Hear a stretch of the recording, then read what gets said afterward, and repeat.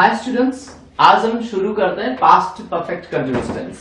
तो लो चलते हैं अपन पास्ट परफेक्ट कंटीन्यूअस टेंस, इसके बारे में जानकारी लेते हैं। सबसे पहले चलते हैं अपन आइडेंटिफिकेशन इन हिंदी। आइडेंटिफिकेशन इन हिंदी, हिंदी में पहचान। देखो डियर स्टूडेंट्स, हमेशा एक चीज को ध्यान में रखना है, इसमें भी रहा था, रही थी, रहे थे आते हैं, लेकिन वो कब आते हैं? समय के साथ। अर्थात सबसे पहले इसमें समय दिया होता है, समय से लेकर समय से जुड़ा रहता है, और उसके बाद अगर रहा था, रही थी, रहे थे आदि आते हैं, तो वह वाक्य सदैव पास्ट परफेक्ट कंटीन्यूअस टेंस का द्योतक होता है। अब आगे चलते हैं अपन नंबर 2 पे। जैसे इसको मैं एग्जाम्पलीफाई करता हूं, जैसे वह कल से अपनी किताब पढ़ रहा था, पढ़ रहा था।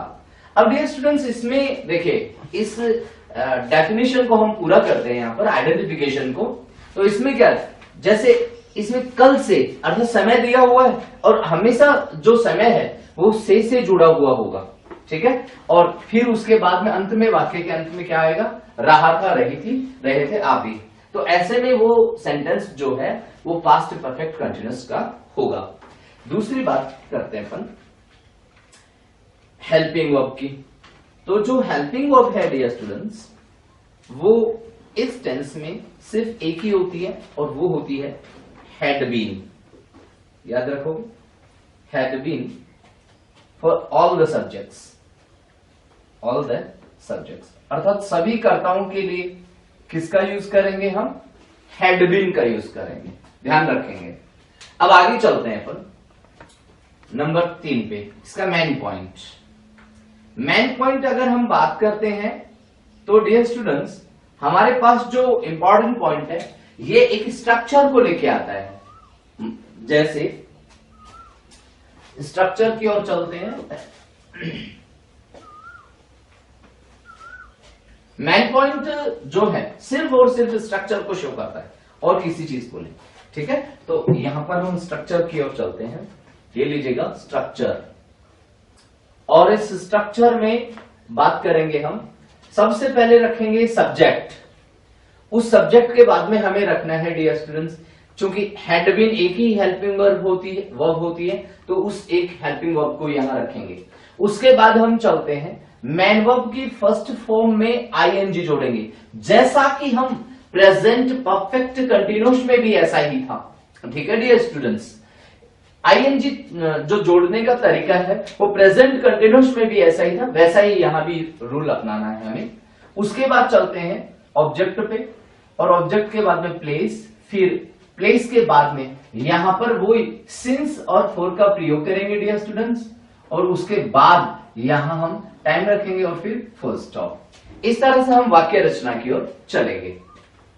मान लीजिएगा हमारा वही सेंटेंस था कि वह कल से अपनी किताब पढ़ रहा था। ये सेंटेंस है डियर। तो हमें इसका जब ट्रांसलेट करेंगे इसको, तो सबसे पहले हमें इसको क्लासिफाई करता हूं मैं। देखो, वह जो है ये तो है सब्जेक्ट, यहां पर कल से जो है ये है टाइम, और यहां पर ये अपनी किताब पूरा को पूरा है ऑब्जेक्ट, और रहा था टेंस की पहचान हो गई। समय के साथ में अगर रहा था आ जाए तो पास्ट परफेक्ट कंटीन्यूअस हो गया, और इसमें पढ़ना जो है, ये पढ़ना को इंग्लिश में क्या बोलते हैं डियर स्टूडेंट्स? रीड। ये यहां पर ये मेन वर्ब हो गई, ठीक है डियर। तो इस तरह से हम चलते हैं। अब हम इसको ट्रांसलेट करते हैं, तो देखिए कैसे करेंगे। सबसे पहले रखेंगे हम सब्जेक्ट, तो हमने रखा सब्जेक्ट ही के लिए फिर हमने रखना है हैड बीन, हैड बीन। उसके बाद चलते हैं अपन मैन वर्ब की फर्स्ट फॉर्म। मैन वर्ब की फर्स्ट फॉर्म है बेटा रीड, तो हमने लिखना है रीड, और इसी रीड में हमें क्या जोड़ना है, आईएनजी, तो ये कैसा हो जाएगा, रीडिंग। फिर उसके बाद चलते हैं अपन ऑब्जेक्ट पे। ऑब्जेक्ट क्या है, अपनी किताब। देखो डियर स्टूडेंट्स, यहां जो अपनी की अंग्रेजी है वो हमेशा सब्जेक्ट के अकॉर्डिंग होनी चाहिए, क्योंकि ये एक्चुअली एक पजेसिव है। किसका पजेसिव, वह का, वह कौन है, ही का, इसलिए यहां होना चाहिए हिज, और इस अपनी की अंग्रेजी हिज हो जाएगा। और फिर यहां पर लिखेंगे किताब, तो किताब की इंग्लिश हमने लिख देना है बुक, ठीक है। तो he had been reading his book. अब कब से की अंग्रेजी यहां सिंस और फॉर का यूज करना है। अच्छा, कल की अंग्रेजी जो बीता हुआ है उसकी इंग्लिश होती है यस्टरडे।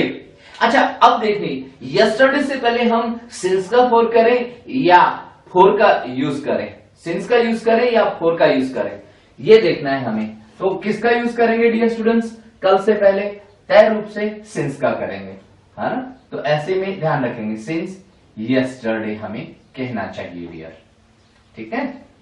इस तरह से हमें वाक्य को पूरा करना है। एक एग्जांपल और लेते हैं, जैसे वे सेंटेंस है अपना, दूसरा सेंटेंस, वे 2 महीने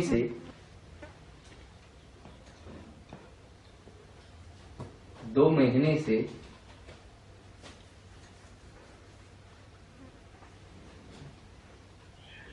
कक्षा में अंग्रेजी पढ़ा रहे थे,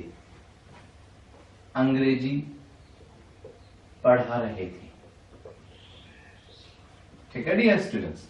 तो इसमें चलते हैं अपन। अच्छा, इसमें भी हम एक्सप्लेन करते हैं इसको।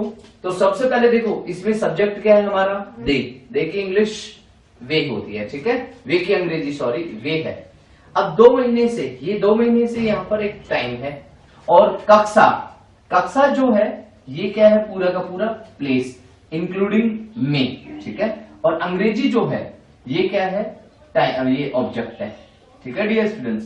पढ़ाना ये मैन वर्ब है, और रहे थे टेंस की आईडी हो गई, ये पहचान हो गई। अब चलते हैं अपन सब्जेक्ट पे, ठीक है। सबसे पहले सब्जेक्ट की अंग्रेजी लिखेंगे वे, तो वे की अंग्रेजी हो जाएगी दे, लिखा।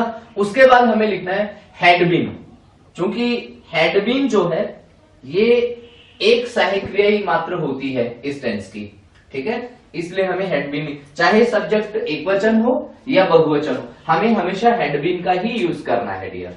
उसके बाद चलते हैं अपन मैन वर्ब की फर्स्ट फॉर्म में। इसमें मैन वर्ब क्या है, पढ़ाना की इंग्लिश होगी टीच। रीड का मतलब तो पढ़ना, और टीच का मतलब पढ़ाना, इसमें आईएनजी जोड़ेंगे तो हो जाएगा टीचिंग। उसके बाद रखेंगे हम ऑब्जेक्ट है इंग्लिश, तो हमने लिखना है यहां पर इंग्लिश, ठीक है डियर। उसके बाद चलते हैं प्लेस क्या है, कक्षा है, उससे पहले उसका प्रेपोजिशन हमें लिखना है, तो हमें लिखना है इन द क्लास। उसके बाद प्लेस के बाद में सिंस और फॉर का यूज करना है डियर।